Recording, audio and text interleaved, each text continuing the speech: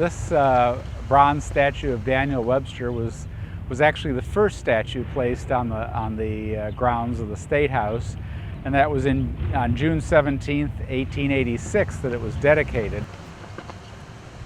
Planning for the statue had started in 1882 on the 100th anniversary of Daniel Webster's birthday. People were inspired to honor the man who was considered New Hampshire's most famous son, U.S. Senator, Congressman, Secretary of State, and Benjamin Pierce Cheney, who was a millionaire businessman from Boston and a friend of Webster's, donated the funds for the construction of the statue on the State House lawn in 1882. Thomas Ball, a sculptor who was originally a native of Boston but had been living in Florence, Italy, created this statue, and it was cast at the von Muller foundry in Munich, Germany, and then shipped to New York City and then brought up by railroad to Concord and installed on a granite base that was quarried here in Concord.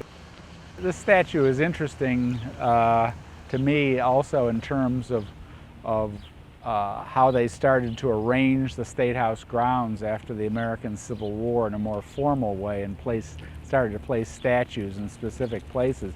Benjamin A. Kimball, whom you may have heard of,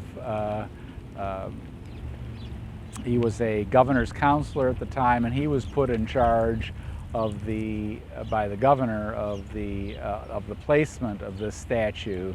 They laid out sidewalks, and he, working with the governor, more or less decided that Daniel Webster, New Hampshire's most famous son, would be placed front and center in front of the State House for people to see as they approached the State House. When I go back and forth to our other building, I'll often see a small painted stone with a memorial on it that somebody has just put down in a corner in the same way that you might see in a cemetery or when you're mountain climbing.